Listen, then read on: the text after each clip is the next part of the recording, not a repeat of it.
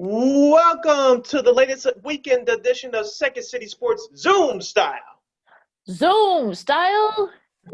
Along with Miss Lakeena McGee, creator and founder of the Second City Sports Radio Show, now podcast. I am Sydney Brown. You can follow yours truly on Twitter and Instagram at SidKid80. Once again, at SidKid80. That's SIDKID80. That's SIDKID80. You can catch this lovely program along with our other podcast programming from We Are Regal Radio. Just search for War on Anchor. That kicks you over to Spotify, SoundCloud, wherever you can download your podcast. You can catch us there. And don't forget to download the iHeartRadio app. Just search for War on Anchor. After you do that, you can catch us there as well.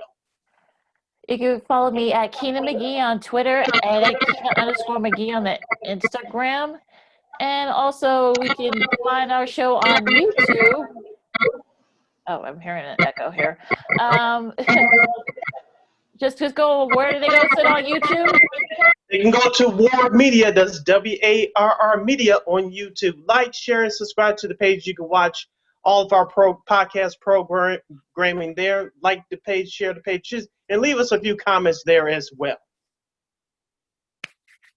And for this segment, for this weekend show, where it's all things NFL, it's all things Chicago Bears. So if you want to talk baseball or basketball, check out our last podcast. We give you all the information for those other sports there. But for this weekend's edition, it's going to be all about the Bears and NFL Week 1 preview. And to help us preview the 2020 Chicago Bears, his name is Lester Wiltfong. He covers the Bears for Windy City Gridiron. He's also the friend of the program. Lester, welcome to the program. How are you? Are you ready for some football?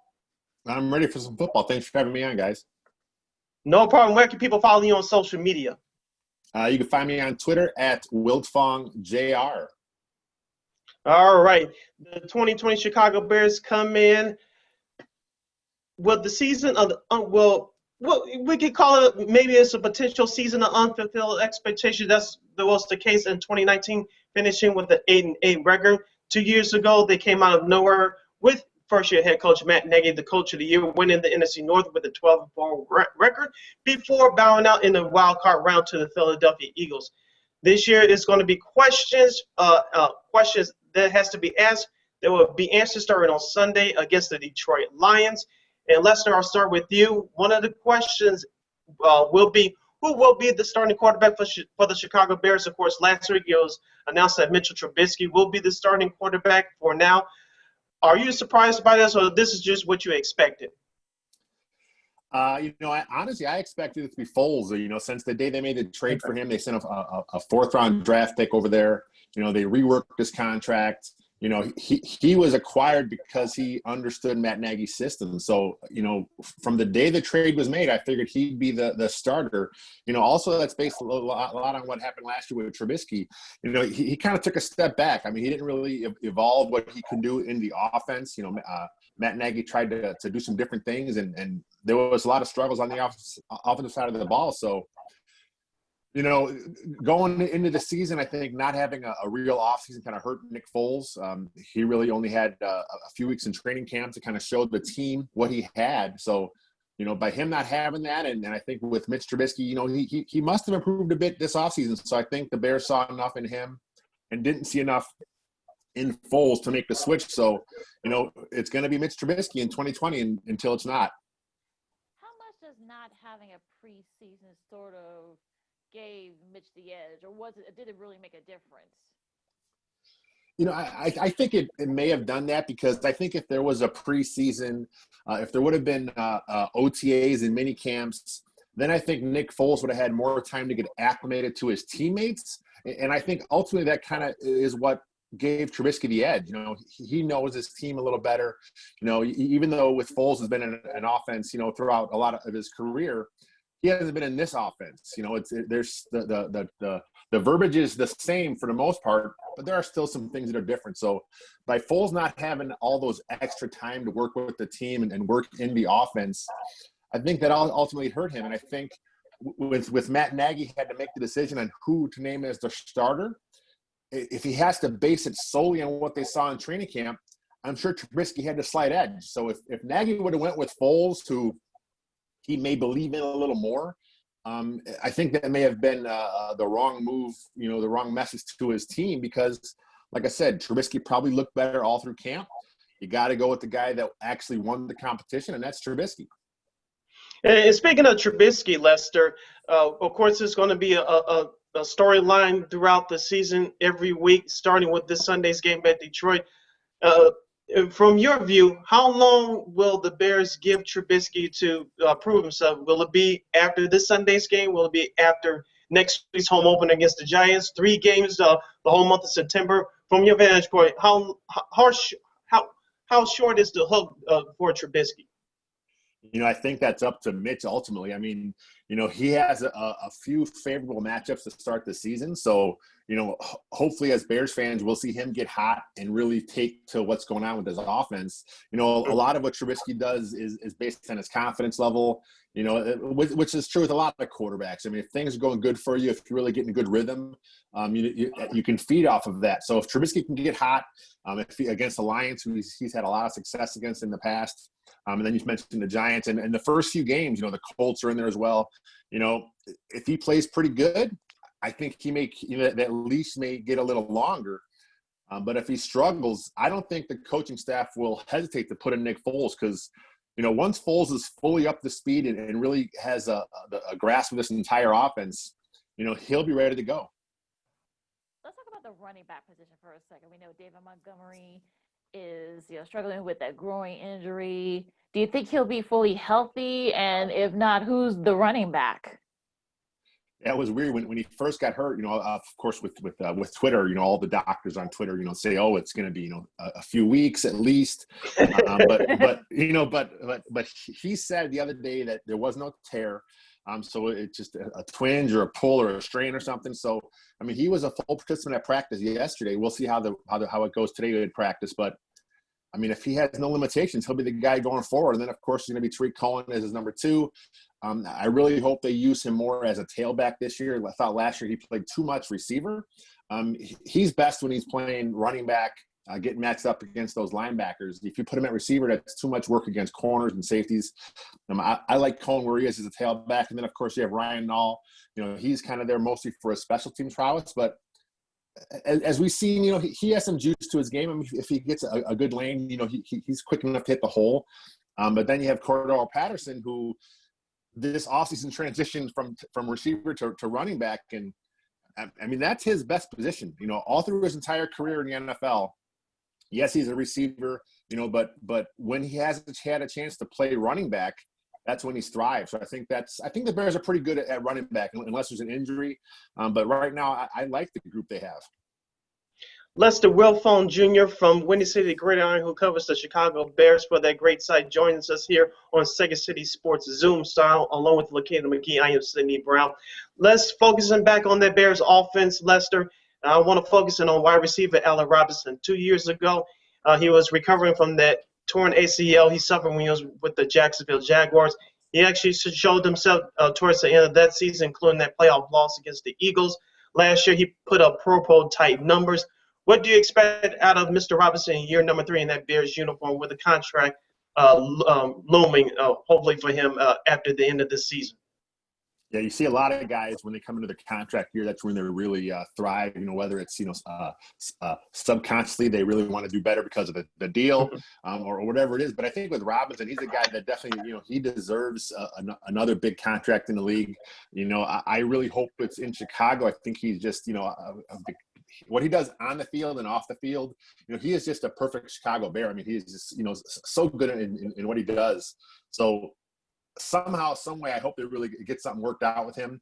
I know the Bears have mentioned that they're not going to let next year's, questions about the cap, have an impact on the negotiations. But, I think as fans, we all expect something to get done this offseason.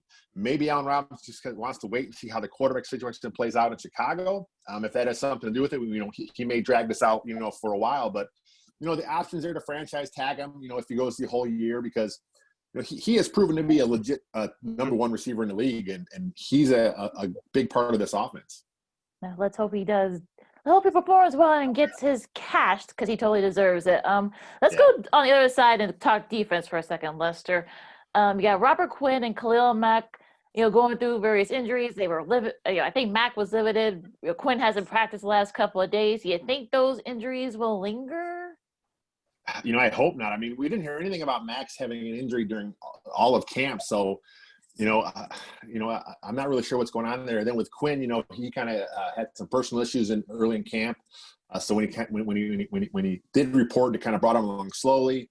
But then he had a really great, day at that scrimmage they had at Soldier Field a few weeks ago. So, they're saying this injury has nothing to do with what happened before. It had nothing to do with anything. So, and of course, with the Bears, they're very secretive about that. So, we may never know the full story behind that. We'll see when the IR report comes out today. I mean, if he's on the injury list again, as a do not practice, then I guess he probably skips the game.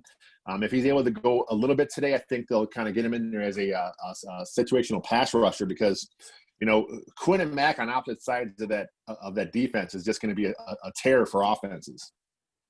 Yeah, staying with the Bears defense, Lester, third-year linebacker Roquan Smith out of Georgia. He had a stellar rookie year 2 years ago without any training camp because of his contract dispute. Last year in limited action, he only had 2 sacks. What do you expect out of Roquan in year number 3? Yeah, I mean, he should, be real. He should be ready to blossom this year. I mean, he's been a quality player for the Bears since he was drafted. He had a bit of a personal issue last year where he kind of had to miss a game, and then he kind of was slow coming back from that. But he has all the talent in the world. He is a sideline to sideline guy. He's really good at the point of attack. He's a little bit smaller, but he has the power and he's shown the ability to kind of do that as well in the league. So, this entire front seven for the Bears, should be one of the top groups in the league, and a lot of that is with Roquan Smith. What about Akeem Hicks? We know, he was on IR last year, didn't play half the season. Can he stay? Do you think he can stay healthy? And can the Bears be that top 10, top 5 defense we know they can be? Yeah, I mean, they were a top 10 DVOA unit last year with Hicks missing most of the year. If Hicks does stay healthy, and I mean, at his age, that is an if. But if he stays healthy, this defense, they should improve on what they did a year ago. He is just so good at the point of attack. He's so powerful in the inside. He can collapse that pocket and make it tough for quarterbacks to step up. And if he's doing that along with those guys off the edge, this pass rush on this defense, it could be one of the best in the league.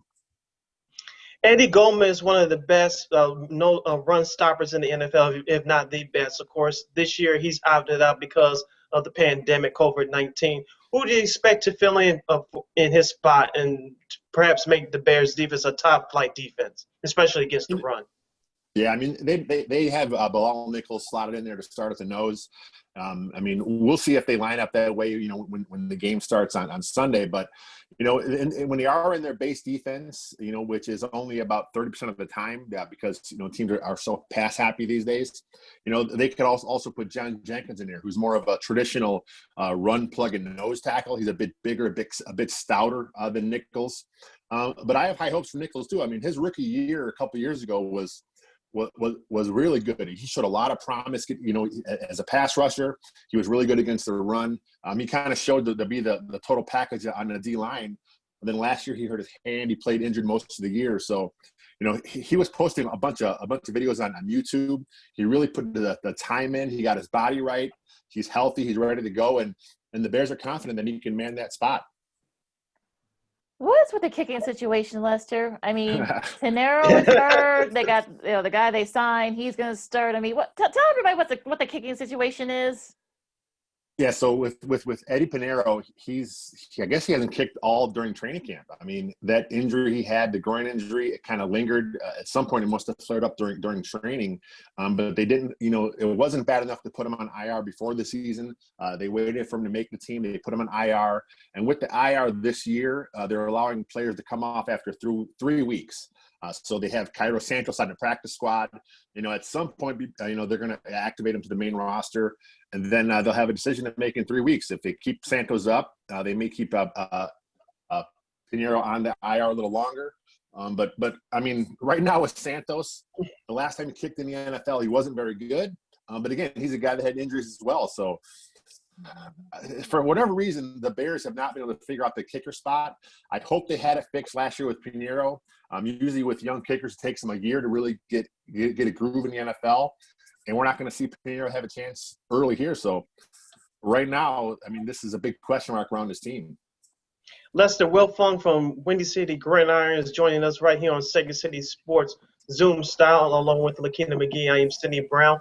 Lester, let's focus in on the newcomers, i.e. the rookies for this year's Bears squad. I want to focus on second-round pick cornerback Jalen Johnson. He's going to start opposite Kyle Fuller. What do you expect from him this season? You know, he's going to struggle. I mean, most rookie corners do, but if you watch his tape at Utah, I mean, he is exactly what this defense needs. He has pretty good size. He has good length. He has good speed. He's a physical player. You know, he's going to play a little bit kind of how Prince Mukamara did.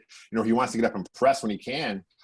So I think having so much talent on that front seven, if they are able to get after the quarterback as much as we all hope they will, you know, Johnson's struggles may be limited a little bit. So I think with Johnson, though, like I said, he's a perfect fit for this defense. And while I am a little surprised he's a starter for week one, you know, it's not a total shocker because he has the talent to do it. How much do you think Cole Kmet will contribute, speaking of the rookies? You know, the way the depth chart came out, he was listed as the second string right now. But, you know, once game day hits, we'll kind of see if that means he's the second guy behind Jimmy Graham at the U, or that maybe he's starting at the Y, which is the inline blocking spot. So the Bears are happy with him. I mean, he had a great offseason. I know it wasn't what they normally do with the OTAs and camps, you know, but the classroom stuff they did on Zoom, the coaches raved about him all offseason. They say when he got to camp, he was able to take what he learned, you know, in the classroom and put it to the field. So they're high on him. You know, he's a physical specimen. He has good speed. He has good size. You know, like most rookies at that spot, he will struggle to block from time to time. You know, but at Notre Dame, he showed a willingness to get after it. So he'll get there. I mean, he has a really good coaching staff, you know, with him. As far as what's going on with his tight end coach, he's coached, you know, 4 Pro Bowlers, you know, throughout his career.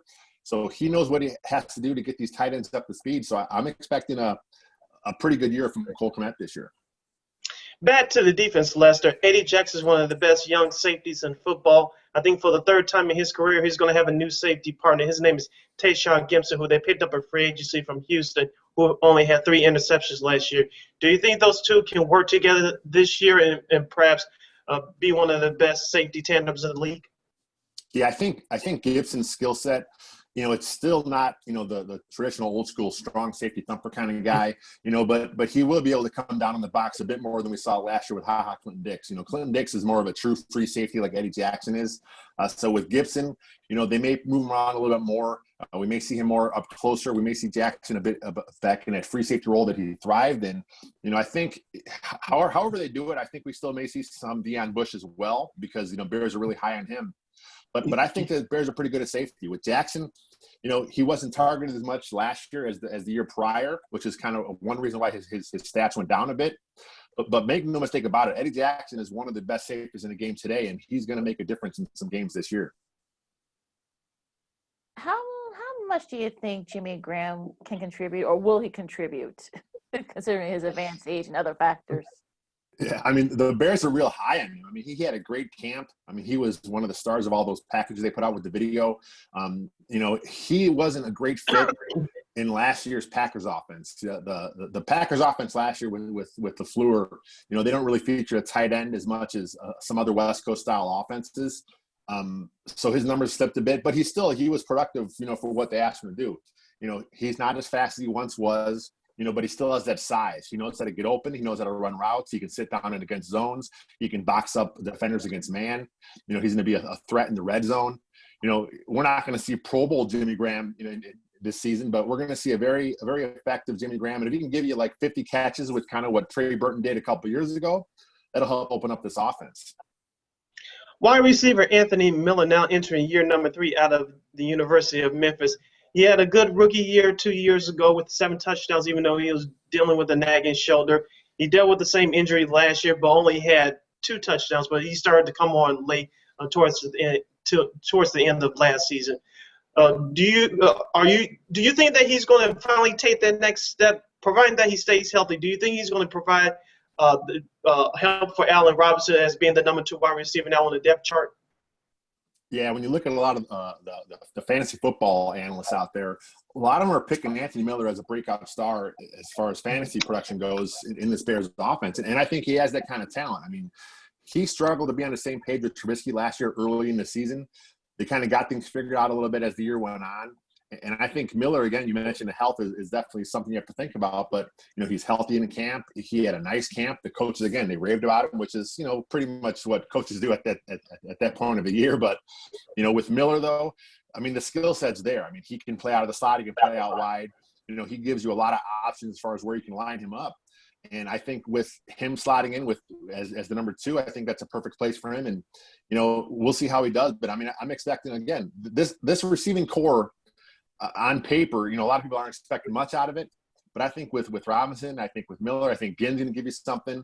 I think there's some good pieces here. And if the quarterback has able to take that next step, a lot of these guys should really thrive.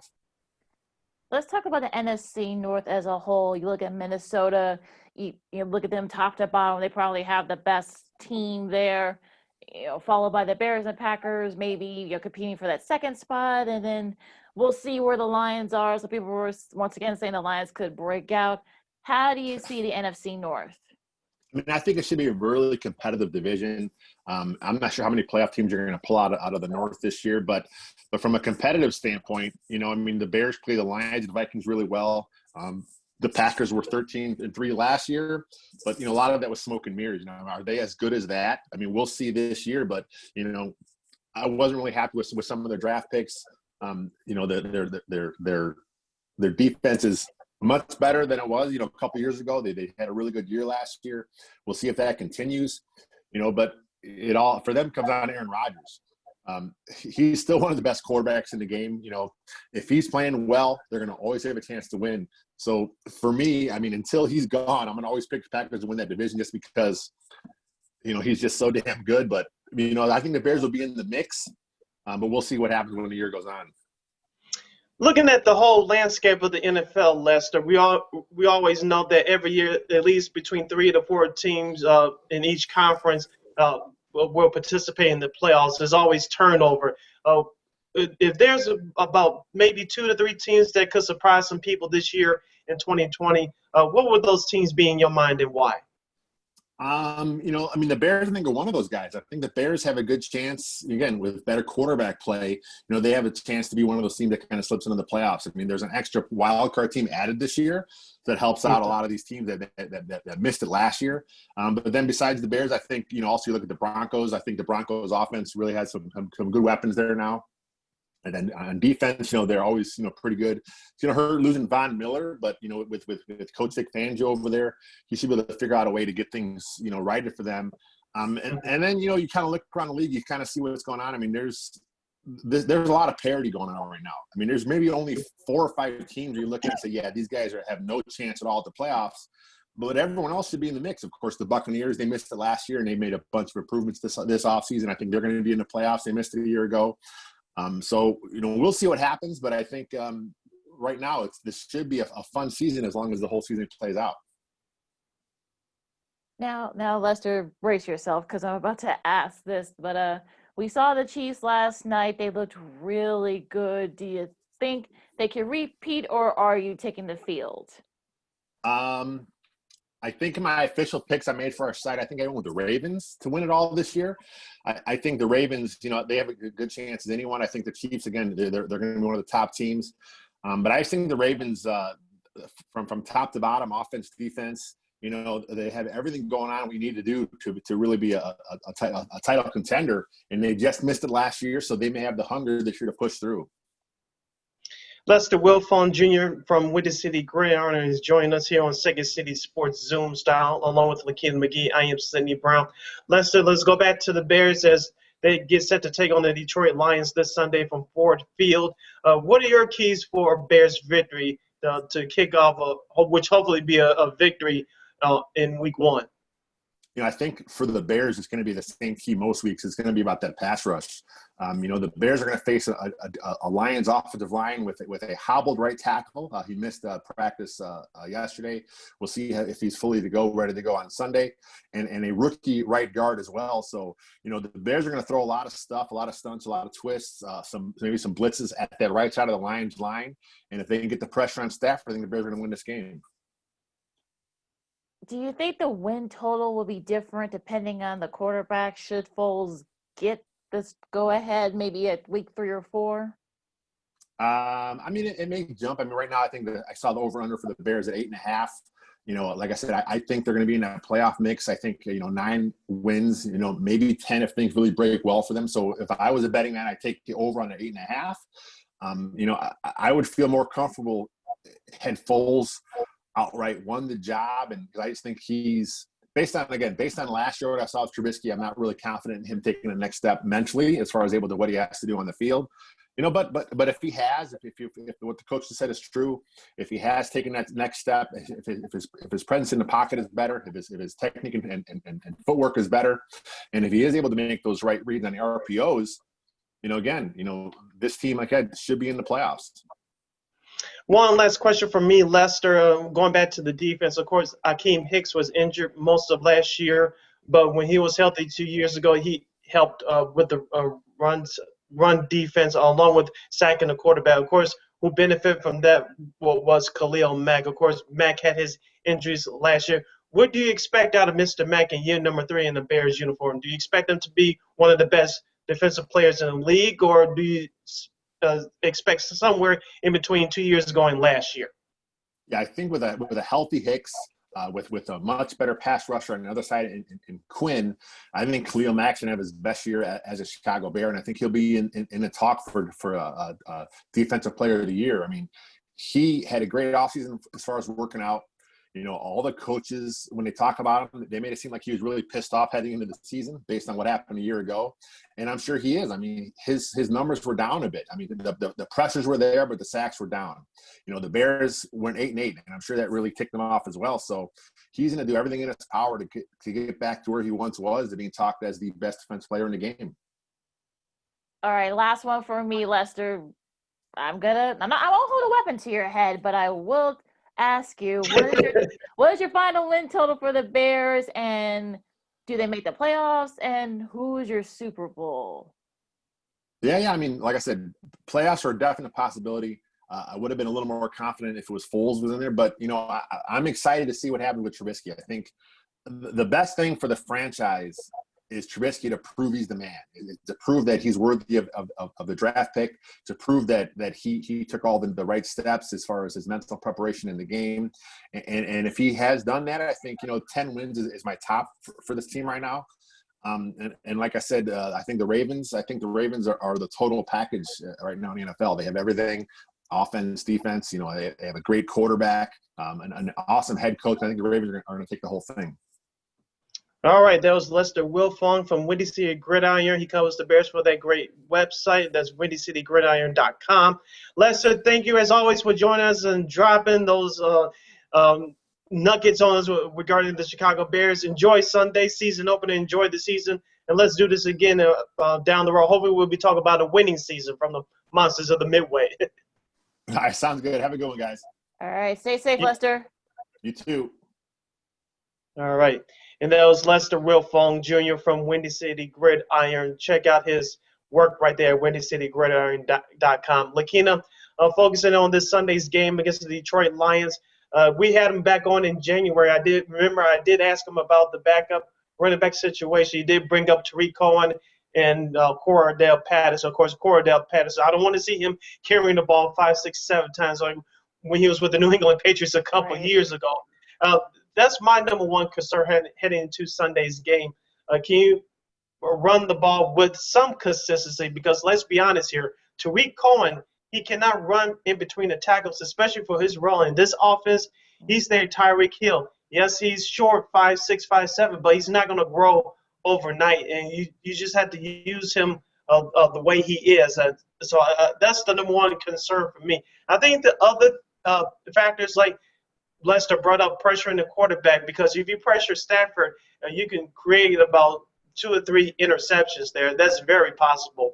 And also, you can neutralize their running game, because Kerryon Johnson, he's a young, talented running back from Detroit, but he had his family issues. I know they brought in Adrian Peterson to back him up. We're going to see some action from Adrian Peterson. How many carries, I don't know, but it just seems to me the running game would be not my number one concern from the Bears heading towards Sunday's game against Detroit.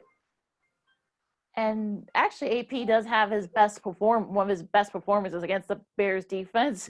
For some reason, he always, gets geared up for playing the Bears defense, so he likes the challenge. But I think for me, it'll be the quarterback play. I want to see how Mitch does against that Lions defense. I mean, are they kind of like, are they like Baltimore, or they're the Bears themselves? No, but they've got a couple of decent guys. They got, Trey Flowers is still around.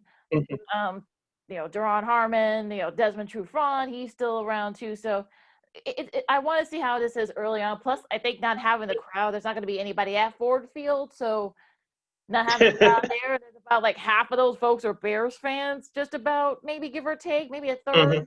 So not having the crowd there, that's going to play a factor as well. Now they will. Now the thing is that Fox will have virtual fans all through the year, and they're actually going to be the only game. The Bears-Lions game is going to be the only game where there will be virtual fans. So it has to be us, right? Yeah, I know, right? I mean, it's gonna be a little bit weird, but it's gonna how that looks and feels. Again, we'll talk more about the crowd and issues like that in a little bit. But I think that a quick start, I think, especially against the Lions. But there are a lot of people that are buying stock in the Lions this year, so I'm not gonna say, oh, this will be the Bears will win like 2 or 3 touchdowns. But I just think that this is also a divisional game, and plus the circumstances are different. The aesthetics is going to be different. Like I said, with virtual fans, so I'm kind of wondering to see how both teams fare in this sort of environment. Now, going back to Mitchell Trubisky, like it or not, Bears fans, he's your starting quarterback from now. And I really do like this matchup against the Lions, because he has done well against the Lions throughout his short career here in Chicago. And let's look at that game last year in Detroit on Thanksgiving. Matt Patricia, the head coach of the Lions, played man against that Bears offense, and Trubisky killed them every time. Of course, he missed the game at Detroit 2 years ago on Thanksgiving because he was hurt with that shoulder, but he's always put up big numbers against the Lions. Remember that game 2 years ago at Soldier Field. Despite Cody Parkey having his kicking issues, Trubisky had a great game there. So Trubisky, if he gets that man coverage against the Lions defense, look for him to take advantage of that. Even with the lack of running game leads going into this game on Sunday, I expect him to take advantage of it. Number 2, he's healthy with that shoulder, because last year, I know people don't want to hear this, but he was injured with that shoulder last year, and that Bears coaching staff tried to turn him into a stand in the pocket passing quarterback, which is not his game. You get to roll him out of the pocket and give him the opportunity to make plays down the field. And I expect the Bears coaching staff to implement Trubisky's skills into that game plan on Sunday. If he just stands there in the pocket waiting for something to happen, it's going to be trouble for our Chicago Bears. Trubisky has to get back to what he is, being a mobile quarterback, making the plays on the run, because if he can do that like he did 2 years ago, the Bears offense should be fine despite the lack of running game. Don't forget Marvin Jones is still there too, and I think he's playing for a contract. So I think there's going to be a lot of expectations for him to do well this season for the Lions. So we'll see if he has a big game. I mean, I think the Bears should win this game, but again, you never know. It's the first game of the season. Again, not having actual fans. We'll see how everything's set up on the sidelines, since there's no one's allowed on the sidelines other than players and personnel this year. So it's going to be interesting to see the setup there. So I'm looking forward to this. I mean, like I said, Cordero Patterson. I mean, I don't think he's played, like you say, he hasn't played much running back since he was in New England. So that's going to be he's kind of going to be like the running back guy, especially if Montgomery isn't really 100%. So I'm dying to see. And also, like I said, Adrian Peterson tends to do very well against the Bears running wise. I know he just got there like 2 weeks ago, but I'm sure he's going to be gearing up and ready to go. But we'll see. I mean, this should actually be a pretty entertaining game, despite what some people will say about the Lions. Yeah, I agree with you, Lakeena. This should be an entertaining game, but focusing back on the Lions defense, of course, Darius Slay, who was their number one defensive back for the last few years, he left via free agency, I believe, so he's no longer there. So I believe that the Bears, if they can play this right, they can take advantage of a suspectable Lions secondary, and if they can, it's going to be a long day for the Lions defense, especially as I mentioned before, if they play if Matt Patricia, the head coach, decides to play man. If he does against Trubisky and Trubisky takes advantage of it, it's going to be a good day for Chicago and a long day for the Lions. We'll see if Mac and Quinn are 100%. I know they say that it's not serious, the knee injuries for Mac, but like you said, Sid, this is a new injury. We haven't heard, anything about this injury. We saw through sort of like the mini camp, if you will, sort of their version of mini camp. I mean, this is going to be very interesting. I think something to look out for. And also, plus he's almost 30. So he's getting up there in age. So I think that's going to be another thing that's going to play a factor right? I mean, that's going to be something that's going to be playing a factor too. I mean, we know Quinn has had his issues with injuries.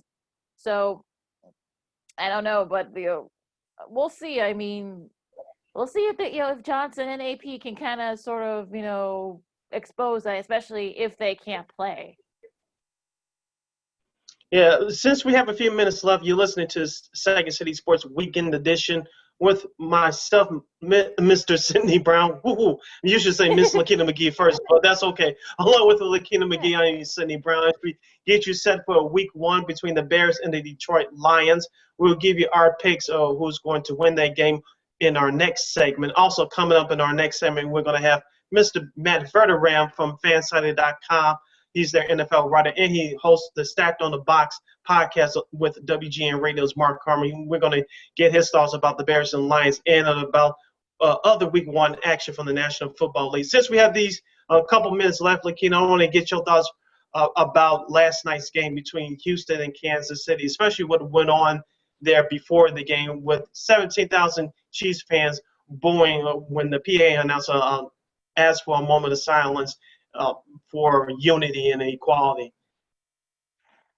Yeah, I saw that live. I mean, look, I don't know the makeup of that particular crowd. I mean, there were some boos. It turns out that I think there were some cheers there, and then there were boos. Mm-hmm. So I don't know, like, what sort of, it just doesn't look good for Chiefs fans. I mean, that's a pretty the history of the name itself. I know people have issues with, and now with the booing, locking arms and unity, it just isn't a good look. And I know that in some stadiums they will not be allowing fans, so that's probably a smart thing to do. But I mean, for me, it just isn't a good look, like I said before, for Chiefs fans. I know what the NFL is trying to do, but I think it's just in some instances where you kind of have to pick your battles and just. I know that this was, from what I've read, this was sort of this is sort of like both the Chiefs and the Texans' decisions to do this. That apparently both Deshaun Watson and Pat Mahomes sort of got together with the other captains of both teams and sort of said, let's do this and such. So it wasn't a good look. I mean, people were talking about it. I know that people want to make it like a political that, oh, well, this is why I'm turning off the NFL or turning off this. I mean, look, you probably were looking for a reason not to watch anyway. So sports and politics have been around for a long time. They've intertwined. You can go back to Jesse Owens back in the 20s and 30s during Hitler. Mm-hmm. So, and even before that, Muhammad Ali, among others. I can name a lot more. So politics and sports have been around a long time. So I don't know what to tell y'all if y'all think that this is a new thing. You couldn't say any better, Lakeena. So I'll leave that there. I agreed with the Houston Texans for joining in unity with the Kansas City Chiefs after they came out of the locker room after the tape performance from Alicia Keys of Lift Every Voice and singing the national anthem. But focusing on what took place on the field, the Kansas City Chiefs looked good. Of course, Houston tried to make a late comeback. They put 20 points up on the board. but Kansas City ended up winning that game by 14, 34-20. The Chiefs' ground game did look good. Without Damian Williams, he's injured right now, so they had that rookie running back from LSU. I know his name is blanking me for the moment, but he looked good last night. Patrick Mahomes looked good. Their defense looked okay, but we have an offense like that. The defense, the pressure is not going to be on you as much. Clyde Edwards-Helaire. That's who you're talking about from LSU. Yes. Yeah. Clyde Edwards-Helaire. Yeah, I got to remember that. Yeah, he had almost 1,500 yards for LSU last year. So made Joe Burrow's job a little bit easier. Didn't have to throw too much. But I mean, look, the Chiefs look really good. I mean, like you said, the defense, they really didn't. If you have an offense like that with the Chiefs, like you said, the defense, you really don't have to do too much. Just make sure the other team doesn't score more points than them. So they did that. That Texans, I mean, they gave up 4 sacks. I mean, Deshaun Watson was pressured a lot. I know Deshaun Watson just signed that new deal, but for that big money, but I need him to stay upright. And they actually had when David Johnson scored that first touchdown for them, it was still they actually took the lead initially, and I'm sure Bill O'Brien was probably felt vindicated for like 2 seconds about that trade DeAndre Hopkins, and so it just and then that see, I told you. Yeah, I'm not saying, but then that spiraled out of control quick. So and because the Chiefs were able to do what they do best, so I don't know. I mean, I only have one team coming out of the AFC South anyway. I only have the Colts, like we did our predictions earlier. So earlier this week, so I'm not too worried about the Texans. But the Chiefs, I'm still going to take the field here as far as the Chiefs in the field is concerned because it's very hard to repeat. I know they look good now, but it was actually a pretty entertaining game. What did you think, Sid? It was pretty entertaining for most spots because the game turned out to be a blowout for the most part after Kansas City took the lead in that second quarter there. Watching their offense is like watching your kids or your neighbors playing Madden on Xbox or PlayStation. So from that standpoint, the Chiefs do look good. But like you said, it's a long way to go, and I think the Chiefs can be stopped. But the only thing that could stop them right away is injuries. Of course, Patrick Mahomes was out a few games last year, but it didn't stop them from winning the Super Bowl. So maybe the same scenario plays out this year. We hope not in terms of injuries if you're a Chiefs fan, but like Lester mentioned, maybe that team is the Ravens, or maybe it's a team that we're not talking about right now that could stop the Chiefs. It's a long time between now and January when the playoffs start. And plus, so far so good. I mean, you had Andy Reid wearing that big old visor, mask, helmet, whatever that was that he was wearing. Everybody was masked up. Like I said, the only people you're going to see on the sidelines are players and personnel, and probably I saw the NFL Films people there too. They were there on the field. I think they're the only ones that outside of the team and the personnel that they're going to be on the field. You saw Michelle Tafoya sort of like on like the hanger of the behind the Chiefs sideline. So yes, that's probably how you're going to see it from a lot of the the sideline reporters. That's how it's going to be for the next this season. So that's going to feel and look a little bit different. So did you see anything like weird or anything like sort of that caught your attention? Just those things that you mentioned, Lakeena. Like we've been talking about for the last few weeks. NFL 2020 will look different on your television until there are more teams are allowed to have fans inside the stadium. So I'm looking forward to see what's going to happen on Sunday, how these games are presented to fans, because no one's going to be allowed to attend games for the foreseeable future. I want to see how these networks are going to handle it. Like you mentioned, the virtual fans, Fox is going to do that.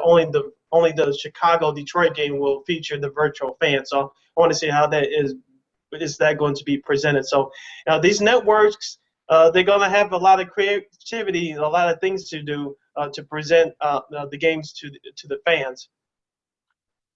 Yeah, absolutely. Yeah, like you said, especially once we start seeing the afternoon games and the CBS and Fox.